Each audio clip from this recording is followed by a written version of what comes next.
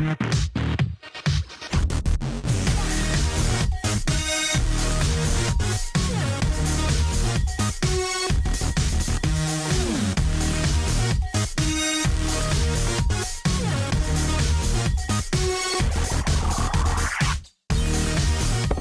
back to Clone Collector Reviews. Today we are going to be taking a look at the Marvel Avengers Infinity Saga Captain America from Captain America and the Winter Soldier. But before we take a look at the figures, let's take a quick look at this amazing packaging. I know a lot of people have been having some problems with the packaging, but I don't know what it is. I just absolutely love it. I love the art on the side. The back's really cool with the movie poster. The art on the other side, Captain America, barcode. It's pretty standard for the Infinity Saga. I just think it looks really nice. So yeah, let's go and get on into the review. Captain America out of the package. And first impressions of this guy are actually very nice. He looks pretty good. That head sculpt is absolutely amazing. Let's do a quick 360. He also comes with this very nice shield. That's what the legs look like. So he looks pretty nice. Let's go ahead and get in kind of close with the head sculpt. That head sculpt looks a lot like the guy who plays Captain America, Chris Evans. Let's go ahead and take off the shield real quick. So this guy actually has pretty nice detail. You can even see some of the small little details, like it says Rogers on his arm, little American flag, little shield logo. There's just little details all over this guy.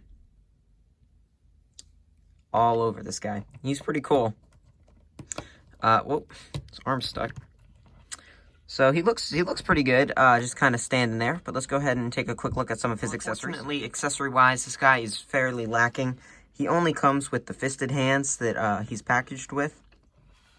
And then he also does come with this very nice helmeted head, which looks a decent bit like if you took the other head sculpt and stuffed it into a helmet. It's about what it would look like, although the head sculpt is a little bit too small. Just a little bit too small for the figure. And then his only other accessory is he comes with his shield, which is very nice. It is very nicely painted. It looks like it's passable for like almost like a car paint on a metal, so it looks very accurate. Now I'm not sure exactly what these little rivets are in the actual shield, but they're symmetrical all on 4 sides, so I'm not sure if that's supposed to be there or that's kind of a factory screw up or what. So he comes with those are his accessories. Let's go ahead and take a quick look at this guy's articulation. Articulation wise, this guy is pretty good. He is using an old body mold, but he still has some decent articulation. He has a ball joint at the head and then a hinge. So it's the old ball joint and hinge, which can get you looking up pretty decently far. You can get him looking down a decent bit. And then, of course, there's not really any tilt. There is a ball hinge at the shoulder, which can get you up about that far. That's pretty good. Of course, swivel all the way around. There's a bicep swivel. There's also double hinge or double joints at the knee, which gets or at the elbow, which gets you all the way. Can't really get much more out of that. There's a hinge in and out for the wrist, and then of course the swivel. So all the standard stuff on the arms. Crunch joint can get you about that far forward, which is pretty good. About that far back, and then of course there is a swivel joint at the waist. It's a swivel joint at the waist, and then there's also a ball joint. The ball joints at the hips, which can get you about that far forward, about that far back, about that far out, and then there is a swivel at the thigh there. And then there's, of course, a hinge at the knee, which can get you pretty decent. That's pretty decently far.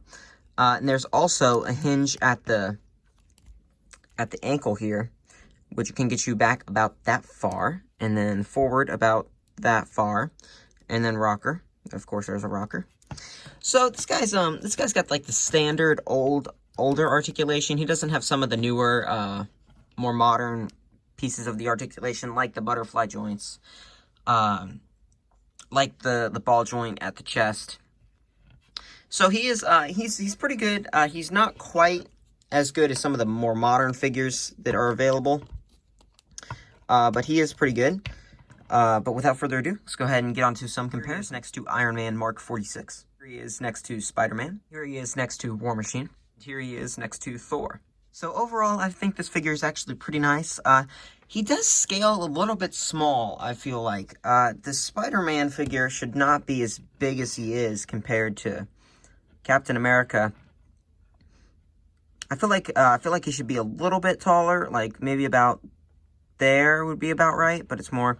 So yeah, but other than that, I think this figure's pretty nice. I'd say this figure is not worth the $25 price tag.